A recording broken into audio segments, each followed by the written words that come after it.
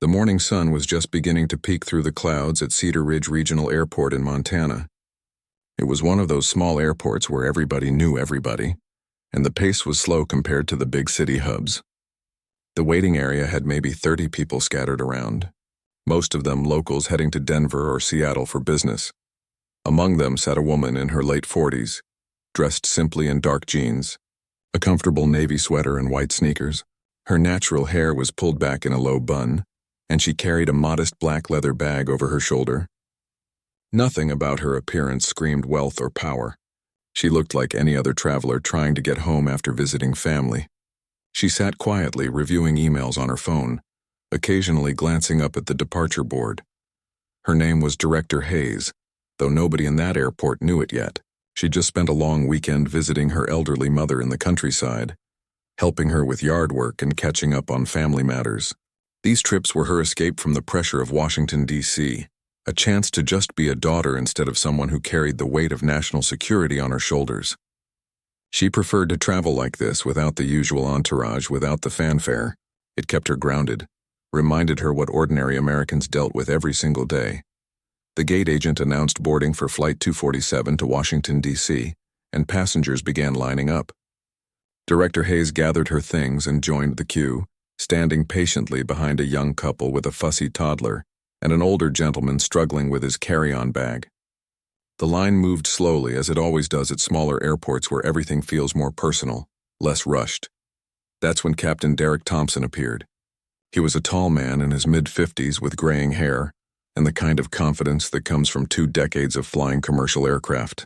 He wore his pilot's uniform crisply, every button in place, his cap tucked under his arm. He'd been having a rough month.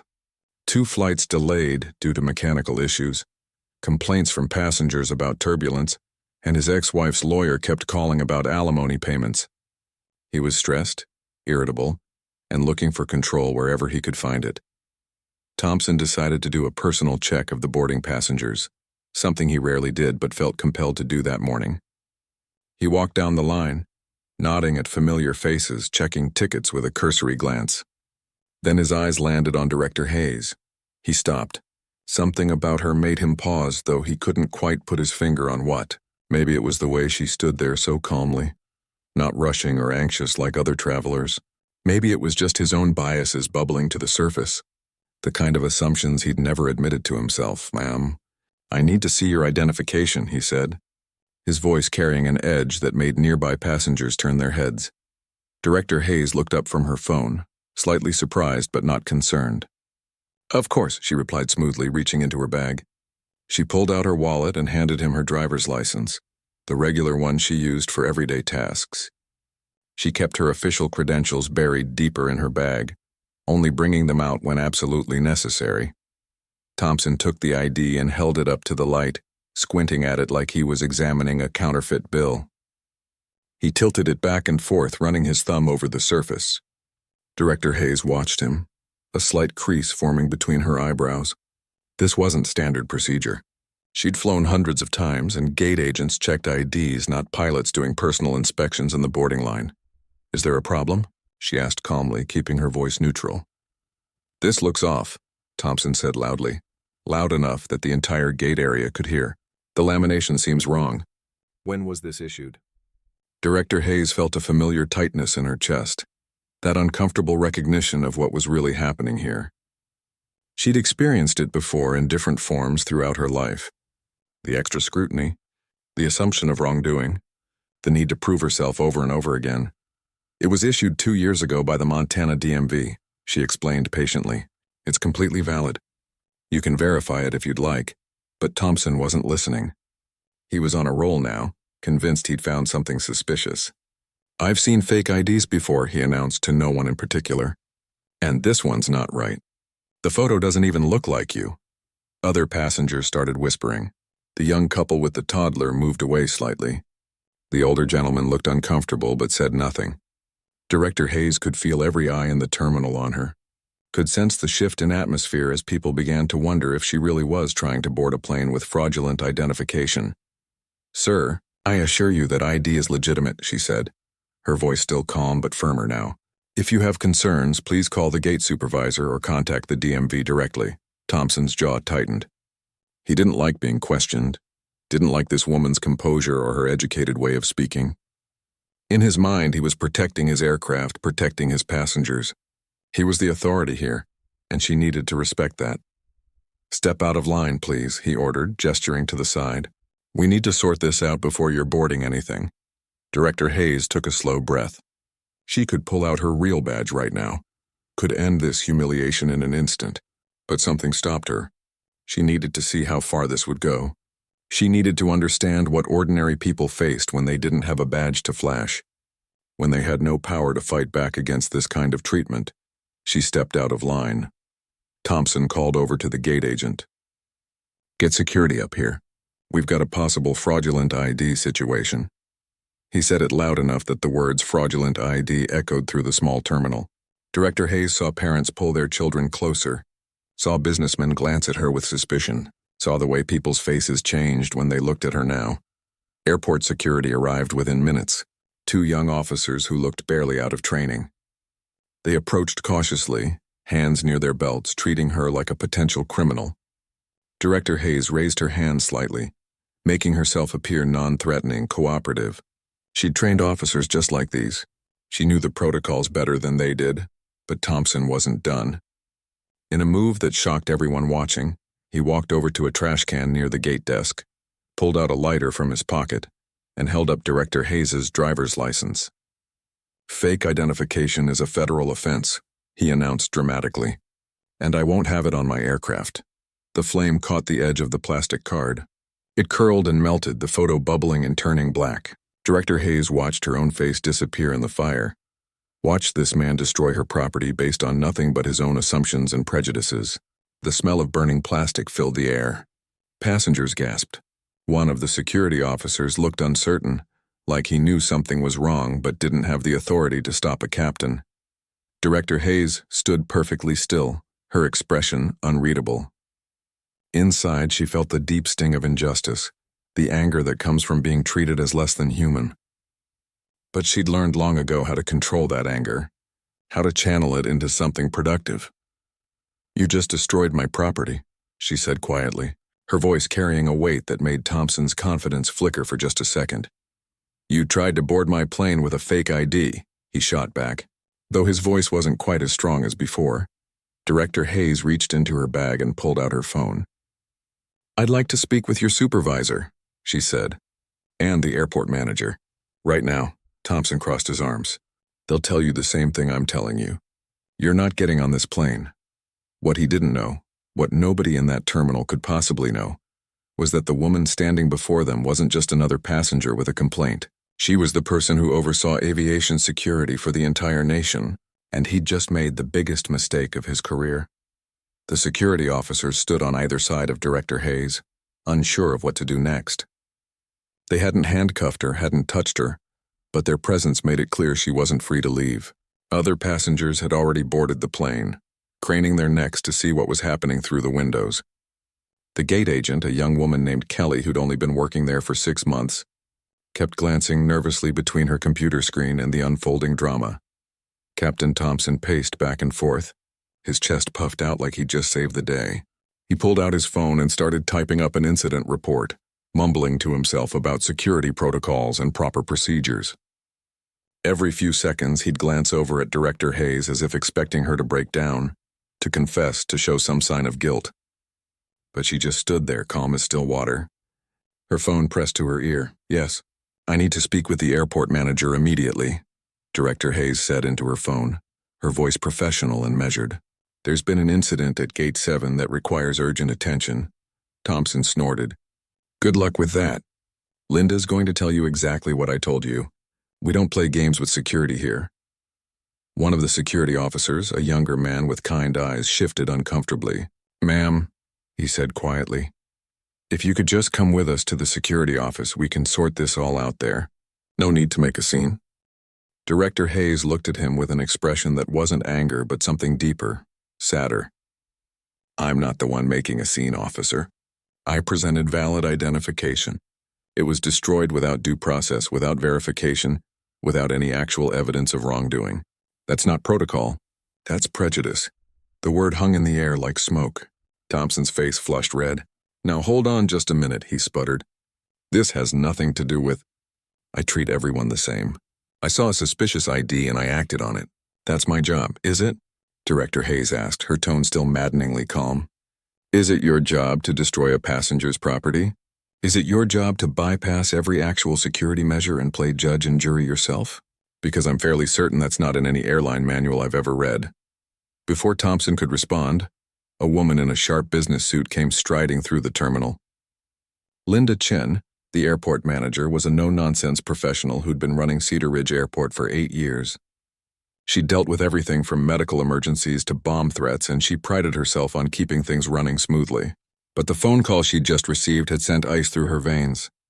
The voice on the other end had simply said, "We have a situation with one of your pilots and a federal official.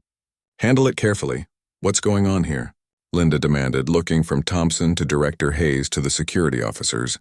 Thompson jumped in first. "I caught this woman trying to board with fraudulent identification. I've already disposed of it and documented the incident. She's trying to claim it was real, but I know what I saw."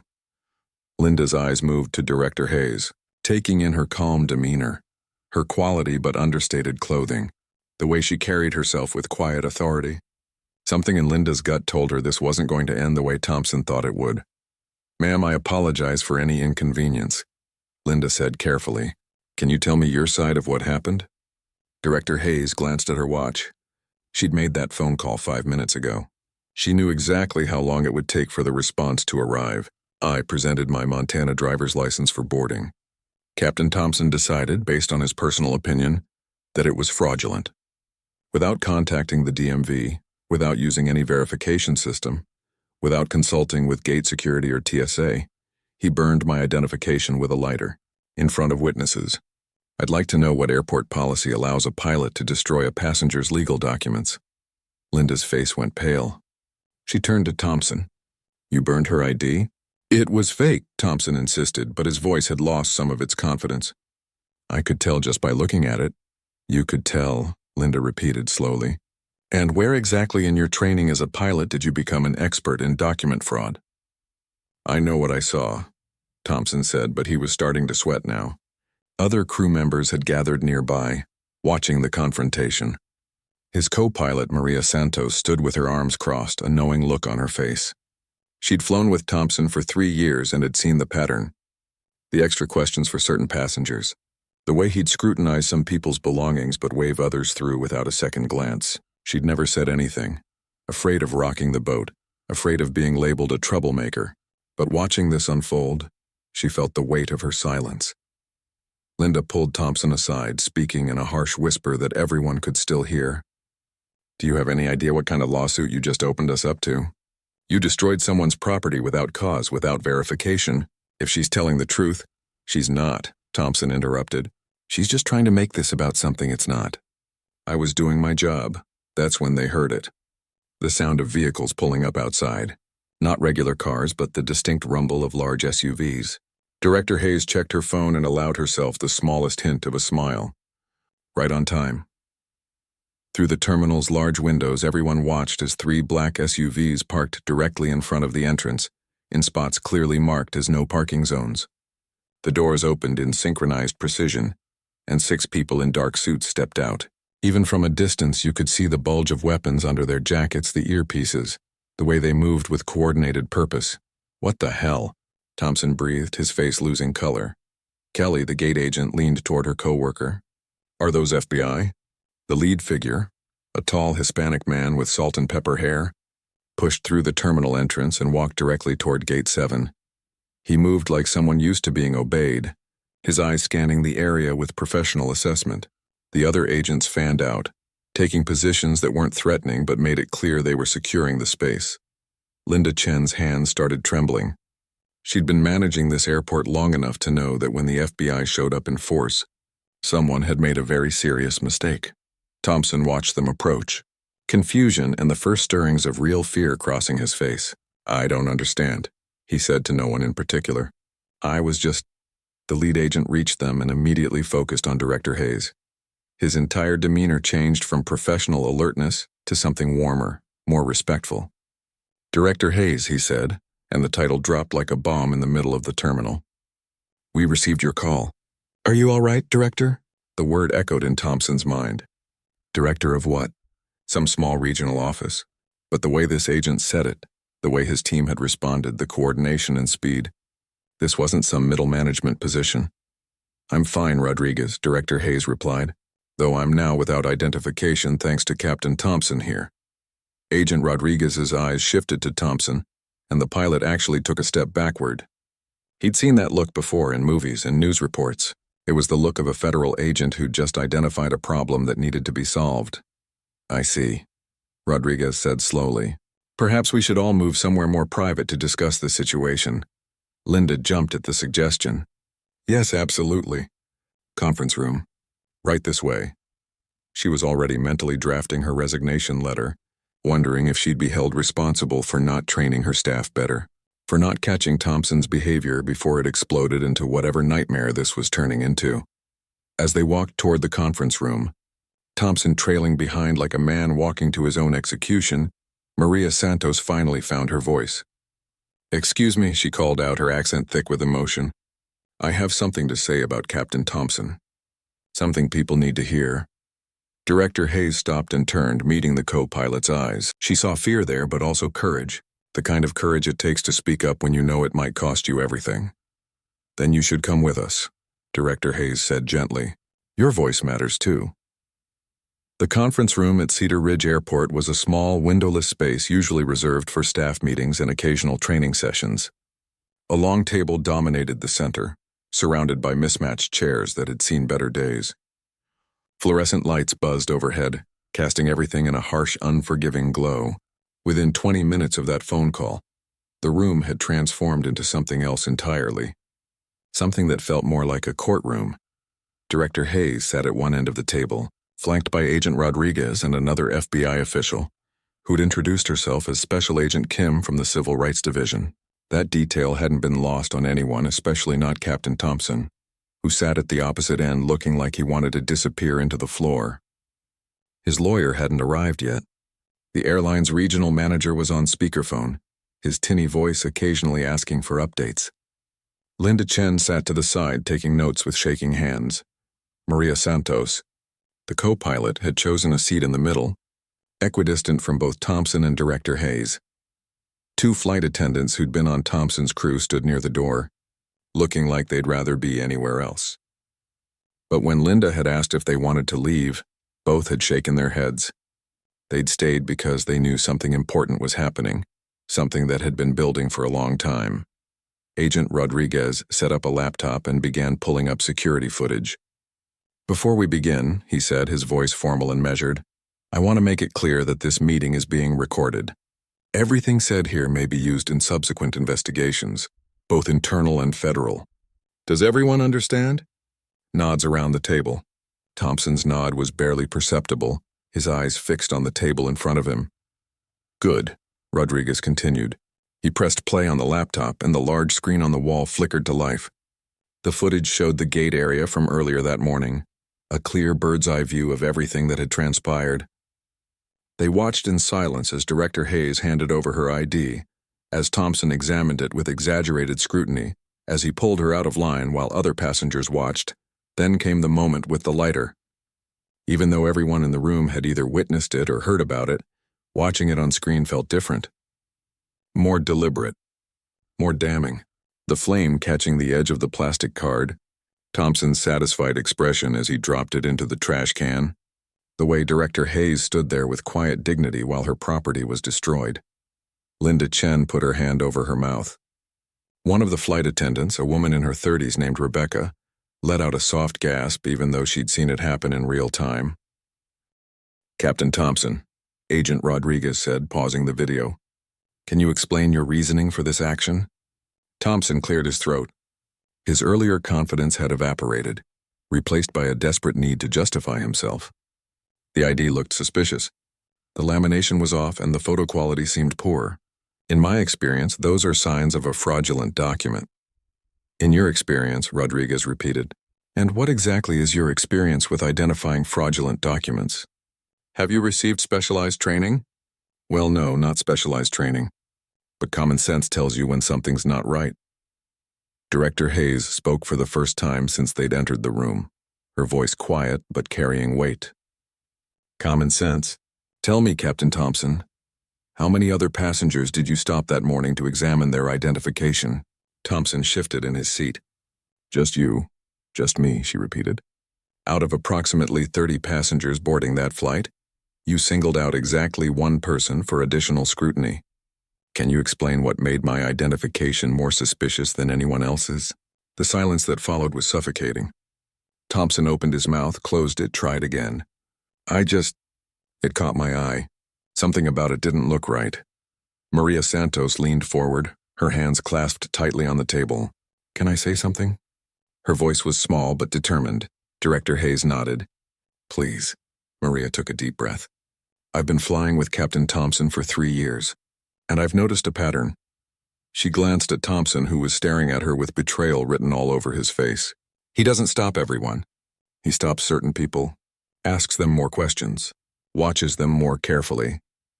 That's not true, Thompson protested, but his voice lacked conviction. It is true. Rebecca, the flight attendant, spoke up from near the door. Her voice was stronger than Maria's, filled with years of suppressed frustration. I've seen it too. Last month we had a young Middle Eastern man boarding. Had his passport, his boarding pass, everything in order. Captain Thompson spent 15 minutes questioning him about his travel plans, where he was going, why he was going there. The man missed his flight because of it. The other flight attendant, an older woman named Patricia, nodded. And 3 months ago there was a family, a mother and her teenage son. They were black, just like... She hesitated, then continued. Just like Director Hayes. The captain insisted their bags be checked 3 times. Made them late for boarding. The mother was in tears by the end of it. Thompson's face had gone from pale to red. I was ensuring passenger safety. That's my responsibility as captain. If that means asking extra questions sometimes, then so be it. But you don't ask everyone extra questions. Maria pressed on, finding her courage now. You ask certain people. And the pattern is pretty clear to anyone who's been paying attention. Agent Kim, who'd been silent until now, pulled out a folder from her briefcase. Captain Thompson, I've been reviewing your employment record. You've had 14 complaints filed against you in the past 5 years. 14 separate incidents where passengers felt they were treated unfairly or with excessive scrutiny. The airline dismissed most of them as misunderstandings or chalked them up to security consciousness. But 14 is a significant number. Linda Chen's pen had stopped moving. She stared at Agent Kim with dawning horror. I wasn't aware of 14 complaints. Because they were filed with different departments, different airports, different regional offices, Agent Kim explained. Nobody connected the dots because nobody was looking at the whole picture. But when you put them all together, a pattern emerges. And it's not a pattern of someone being cautious about security. It's a pattern of selective enforcement based on appearance. Thompson slammed his hand on the table. This is ridiculous. I've dedicated 20 years to aviation safety. I've flown thousands of hours without incident. And now you're going to ruin my career because I stopped one passenger who had a suspicious ID? Director Hayes reached into her bag, the same leather bag she'd been carrying all morning. She pulled out a small leather wallet and flipped it open on the table. Her official FBI director's badge gleamed under the fluorescent lights, the gold shield catching the light. Next to it was her official identification card, complete with her photo, her title, and enough security features to make it immediately apparent that this was the real deal. This is who I am, she said quietly. I'm the director of the Federal Bureau of Investigation.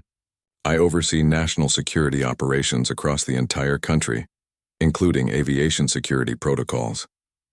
I also oversee the enforcement of federal civil rights laws. Thompson's face went through several shades of color before settling on a grayish pallor. His mouth opened and closed like a fish out of water. I travel commercially and without a security detail whenever possible, Director Hayes continued. Do you know why? Because I believe that if our aviation security system works the way it's supposed to, I should be as safe as any other passenger. I also travel this way because I want to understand what ordinary Americans experience when they fly. I want to see how our protocols work in practice, not just in theory.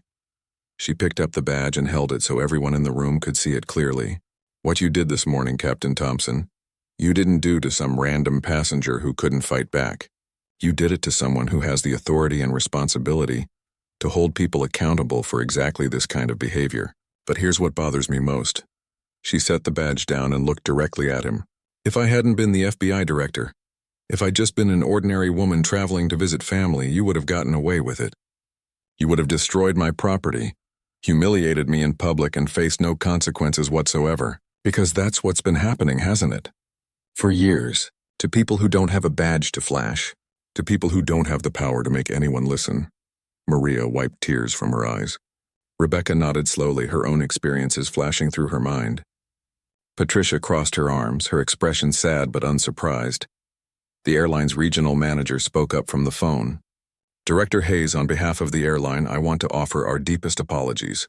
This behavior is completely unacceptable and does not reflect our values. Doesn't it, though? Director Hayes asked. Because from where I'm sitting, this behavior has been tolerated for years. Complaints were filed and ignored. Patterns were visible but not investigated. The question isn't whether this reflects your stated values. The question is whether your actual practices back up those values. Agent Rodriguez pulled out another document. We'll be launching a formal federal investigation into discrimination practices, not just with this airline, but across regional airports nationwide. This incident is the catalyst, but it's clear the problem is much bigger than one pilot on one morning. Thompson finally found his voice again, though it came out as barely a whisper. I didn't know. I swear I didn't know who you were. Director Hayes met his eyes. That's exactly the point, Captain Thompson. You didn't know, and it didn't matter. It shouldn't matter.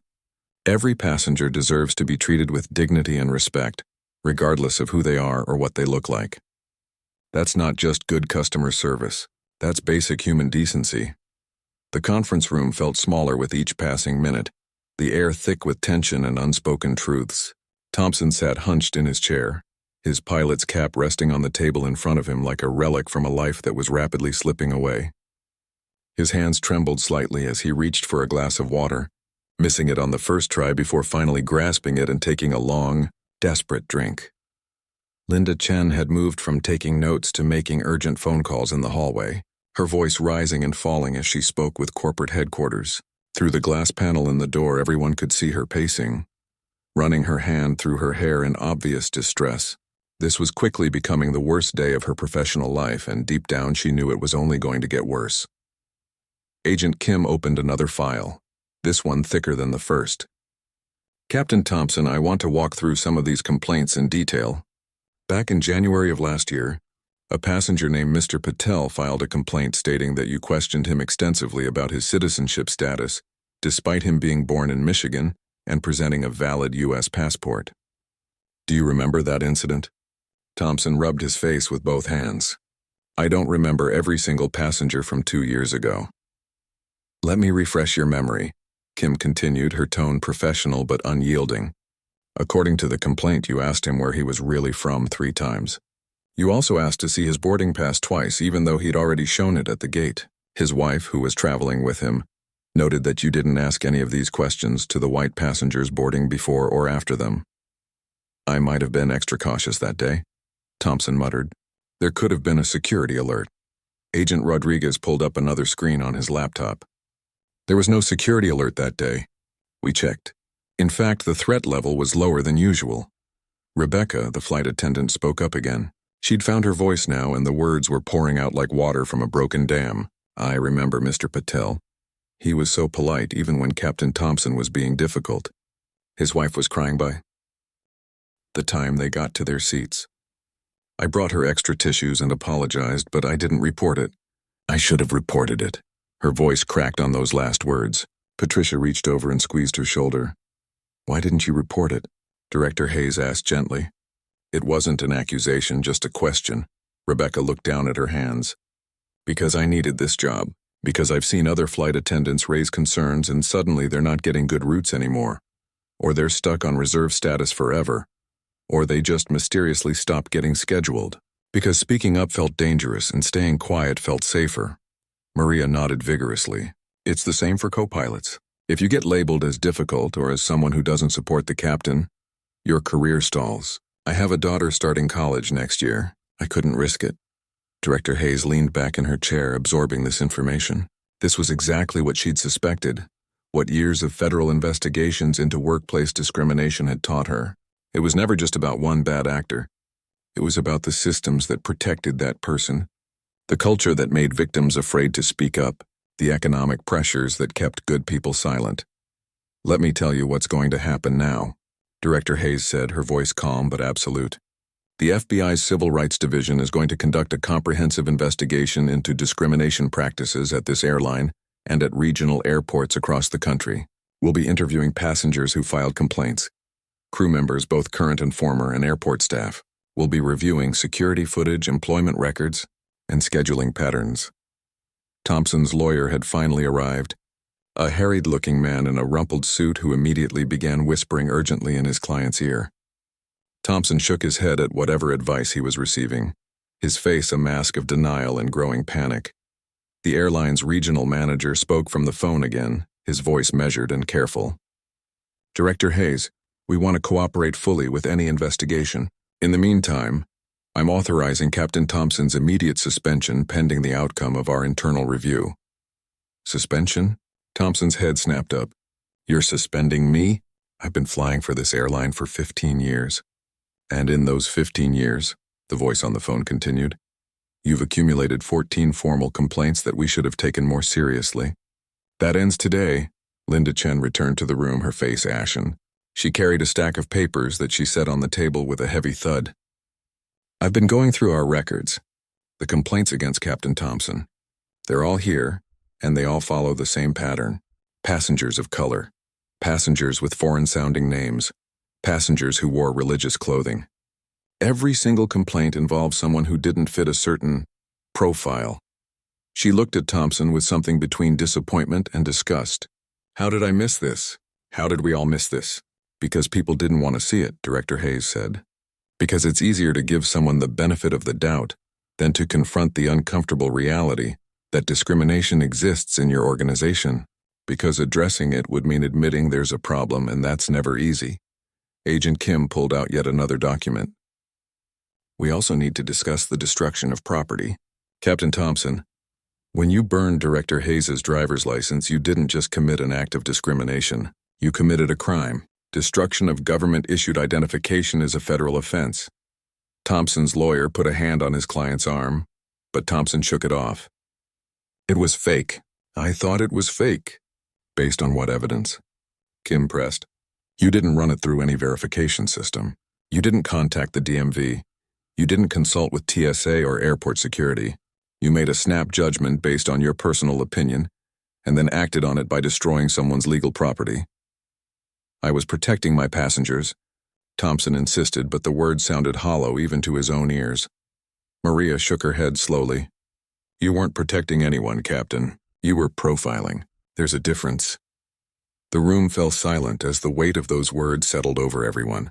Thompson stared at his co-pilot, someone he'd flown with for 3 years, someone he'd thought respected him. The betrayal in his eyes was palpable, but so was something else. A flicker of recognition, perhaps. A crack in the wall of denial he'd built around himself. Director Hayes pulled out her phone and showed a photograph to the room. "This is my mother. She's 78 years old and lives about 50 miles from this airport. I was visiting her this weekend, helping her prepare her garden for winter. She made me promise to fly safely, to be careful, and I assured her that air travel in America is the safest in the world, that the people who work in aviation are professionals dedicated to passenger safety." She set the phone down. "How do I tell her what happened today? How do I explain that her daughter, who runs the FBI, who has dedicated her life to public service, was singled out and humiliated in a public airport because of the color of her skin?" Thompson's face crumpled. For the first time since this whole ordeal began, genuine emotion broke through his defensive walls. "I never meant. I didn't think." "That's the problem," Director Hayes interrupted, her voice sharp now. "You didn't think. You reacted based on bias you probably don't even realize you have, and in doing so, you violated my rights, my dignity, and your professional oath." Patricia, the older flight attendant, cleared her throat. "Can I say something?" When Director Hayes nodded, she continued. "I've been flying for 32 years. I've seen the industry change in a lot of ways, but in some ways it hasn't changed at all. There's always been this attitude among certain crew members that they can spot trouble, just by looking at someone, and the people they spot are almost always the same type. Brown skin, foreign accents, religious clothing, anything that marks someone as different. She looked directly at Thompson. "I've flown with you maybe a dozen times, Captain, and every time, I noticed how you treated certain passengers differently, but I told myself it wasn't my place to say anything. I told myself you were just being thorough. I made excuses because confronting it felt too hard." Her voice grew stronger. "But I'm done making excuses. What happened today could have happened to any of those passengers we didn't speak up for. The only difference is that this time, the person you targeted had the power to hold you accountable." Agent Rodriguez stood and walked to the window, looking out at the tarmac where planes were taking off and landing in their routine patterns. "This case is going to set a precedent," he said without turning around. "The FBI director personally experiencing discrimination at an airport. The media will have a field day with this. But more importantly, it's going to shine a light on a problem that's been hiding in plain sight for decades." He turned back to the room. "Captain Thompson, your pilot's license will be under review by the FAA. The FBI will be recommending charges for destruction of federal property and civil rights violations. The airline will conduct its own investigation. But beyond all of that, beyond the legal consequences and the career implications, I want you to think about something." He walked back to the table and stood across from Thompson. "Think about every passenger you ever made feel unwelcome. Every person you made second guess whether they belonged on your aircraft. Every mother you made cry. Every man you humiliated. Every child who watched their parent be treated as a suspect rather than a customer. Those people matter. Their experiences matter, and they deserve better from you." Thompson's shoulders shook. Whether from anger, shame, or fear was impossible to tell. Probably all three. 3 months had passed since that morning at Cedar Ridge Airport, and the world looked very different now. The story had exploded across national news within hours of the incident. Every major network ran segments about the FBI director, who'd been profiled and had her ID burned by an airline pilot. Social media erupted with hashtags and heated debates. Some people defended Thompson, claiming he was just doing his job, but far more people saw it for what it really was. A clear example of the discrimination that millions of Americans faced every single day. Captain Derek Thompson's pilot's license had been permanently revoked by the FAA after a thorough investigation. The review board found that his pattern of discriminatory behavior, combined with the illegal destruction of government property, made him unfit to hold the responsibility of commanding commercial aircraft. He'd hired 3 different lawyers, filed 2 appeals, and spent his life savings trying to fight the decision. All of his appeals were denied. On a cold December morning, Thompson sat in a small community center in downtown Seattle, waiting for a workshop to begin. The room was filled with about 30 people, all of them court-ordered to attend bias awareness and sensitivity training. Some were there for workplace incidents, others for conflicts with law enforcement, a few for situations similar to his own. Thompson didn't want to be there. He'd argued with his lawyer about it, insisting it was a waste of time, that he didn't need to be lectured about bias by people who didn't understand the pressures of his job. But his lawyer had been clear. If he ever wanted to work in aviation again, even in a ground role, he needed to complete this program and show genuine effort at understanding what had gone wrong. So here he sat, arms crossed, jaw tight, waiting for another pointless seminar. The workshop leader entered the room. She was a woman in her 50s with warm eyes and an air of quiet authority.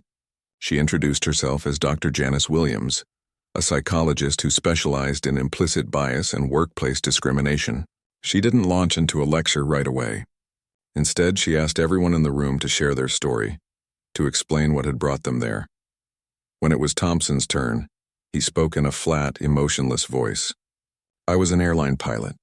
I stopped a passenger I believed had fraudulent identification. Turned out I was wrong. Lost my career over it." Dr. Williams nodded slowly. "And how do you feel about that?" "How do you think I feel?" Thompson snapped. "I lost everything because of one mistake." "Tell me about the passenger," Dr. Williams said gently. "What made you think their identification was fraudulent?" Thompson opened his mouth to give his standard answer, the same justification he'd been repeating for 3 months. But something about the way Dr. Williams looked at him without judgment but with genuine curiosity made him pause. "I don't know," he admitted quietly. I just had a feeling. Over the next 6 weeks, Thompson attended the workshops twice a week. Slowly, painfully, he began to see patterns in his own behavior that he'd never acknowledged before. Dr. Williams had them do exercises where they examined their own assumptions, their snap judgments, the mental shortcuts that everyone's brain takes but that can lead to harmful outcomes. In one session, she showed them photographs of different people and asked them to write down their first impressions. Thompson was horrified when he looked at his own responses. The white man in a suit, businessman, trustworthy, professional. The black woman in casual clothes, unclear, possibly suspicious, needs verification. The Middle Eastern man with a beard. Potential threat, watch carefully. These are called implicit biases, Dr. Williams explained. They're not the same as being consciously racist or prejudiced. They're unconscious associations our brains make based on everything we've absorbed from society, media, our upbringing, our experiences. Everyone has them. The question is whether we acknowledge them and work to counter them, or whether we let them control our actions. Thompson stared at his worksheet, seeing his own handwriting betray thoughts he'd never admitted to himself. He thought back to Director Hayes standing in that airport, calm and dignified even as he humiliated her. He thought about the 14 complaints in his file, each one a person he'd made feel less than human. For the first time since the incident, Thompson cried. Meanwhile, at airports across the country, changes were taking place. Director Hayes had testified before Congress about her experience, speaking for 3 hours about the need for comprehensive anti-bias training in aviation. Her testimony was measured, factual, and devastating. She presented data showing that passengers of color were stopped for additional screening at rates far higher than white passengers, even when controlling for every other variable. The airline that had employed Thompson implemented sweeping reforms. Every employee, from gate agents to pilots to ground crew, now underwent mandatory quarterly bias training. They established an anonymous reporting system where staff could flag concerning behavior without fear of retaliation. Maria Santos, the co-pilot who'd found the courage to speak up, was promoted to captain and asked to help develop the new training programs. Rebecca and Patricia, the flight attendants who'd shared their stories, worked with the airline's HR department to create clear protocols for reporting discrimination. They made sure that complaints would be tracked centrally, so patterns couldn't be hidden across different departments and airports anymore. Rebecca's voice shook the first time she presented the new policies to a room full of airline executives, but Patricia stood beside her, and together they made their case. Linda Chen, the airport manager, had taken the incident as a personal wake-up call. She implemented new oversight procedures at Cedar Ridge Airport and began working with other regional airports to share best practices. She also reached out personally to every passenger who'd filed a complaint about Thompson over the years, apologizing for the airport's failure to address the problem sooner. 6 months after the incident, Director Hayes returned to Cedar Ridge Airport. It wasn't announced in advance. She simply booked a regular commercial flight just like she had before. She wore jeans and a comfortable sweater, carried the same black leather bag, looked like any other traveler. When she approached the gate, the agent on duty was a young man who'd been hired after the incident and trained under the new protocols. He smiled professionally, checked her boarding pass, and asked for her identification. Director Hayes handed him her regular driver's license, the replacement she'd gotten after Thompson destroyed the original. The agent scanned it, handed it back, and said, "Thank you, ma'am. Have a great flight. No extra scrutiny. No suspicion, no drama. Just a normal transaction between a gate agent and a passenger." Director Hayes felt something release in her chest, a tension she hadn't realized she'd been carrying. She boarded the plane and took her seat in coach, pulling out a book for the flight. The pilot's voice came over the intercom, welcoming passengers and running through the standard safety information. It was a woman's voice, professional and warm. Later, Director Hayes would learn that the pilot was Maria Santos, flying her first route as a captain. She'd specifically requested the Cedar Ridge to Washington, D.C. flight, wanting to prove to herself and others that things really had changed. The flight took off smoothly. Director Hayes looked out the window at the Montana landscape falling away below, thinking about her mother's garden, about the phone call she'd had with her mother that evening 6 months ago. Her mother had cried when she heard what happened, but then she'd said something that stuck with Director Hayes. "Baby, Some things need to break before they can be fixed properly. You were in the right place at the right time to break this thing wide open. Now you've got to make sure it gets fixed right. The FBI's nationwide investigation into airport discrimination was still ongoing. They documented hundreds of cases similar to Director Hayes's experience, though most hadn't ended with the victim having the power to demand accountability. The investigation would lead to policy changes at the federal level, new training requirements, and a fundamental rethinking of how aviation security balanced safety with civil rights. But the impact went beyond policy. The story had sparked conversations at dinner tables across America. Parents talked to their children about bias and fairness. Teachers used it as a case study in social studies classes. Corporate training programs referenced it as an example of how unchecked bias could destroy careers and harm organizations. Thompson, for his part, completed the bias workshop program. On his last day, Dr. Williams asked him if he'd learned anything. "I learned that I hurt people," he said, his voice heavy with emotion. "I learned that my gut feelings weren't some special insight. They were just prejudices I'd never examined. I learned that protecting my ego was more important to me than treating people fairly, and that cost me everything." Dr. Williams handed him his completion certificate. "What will you do now?" Thompson looked at the certificate, thinking about the career he'd lost, the reputation he'd destroyed, the people he'd harmed. "I don't know if I can fix what I broke, but maybe I can help other people avoid making the same mistakes." He started speaking at aviation industry conferences, sharing his story not as a victim, but as a cautionary tale. It was humiliating at first, standing in front of his former peers and admitting how badly he'd failed. Some people walked out. Others sent him angry emails. But some listened, really listened, and later told him that his honesty had made them examine their own behavior. A year after the incident, Thompson was working as a consultant, helping airlines develop better training programs. He'd never fly commercially again, but he could use his experience to teach others. It wasn't redemption exactly. The people he'd hurt over the years couldn't get back the dignity he'd taken from them. But it was something. It was a step toward being better. Director Hayes kept that replacement driver's license in her desk drawer next to her FBI badge. Sometimes she'd look at it and remember that morning, the smell of burning plastic, the feeling of being judged and found wanting based on nothing but appearance. She used that memory as fuel, pushing for changes not just in aviation but across all federal agencies. Because she understood something fundamental. The incident at Cedar Ridge Airport wasn't about one bad pilot or one small airport. It was about the countless small moments of bias that happen every day, in every industry, in every corner of society. It was about the people who stay silent because speaking up feels too risky. It was about systems that protect the powerful and ignore the powerless. But it was also about the possibility of change, about courage finding its voice, about broken things being rebuilt stronger than before, and about the truth that sometimes, just sometimes, accountability actually means something. The story became a case study taught in FBI training academies, in business schools and diversity workshops across the country, not as a tale of revenge or punishment, but as an example of how individual actions reflect larger systems, and how changing those systems requires both institutional reform and personal reckoning.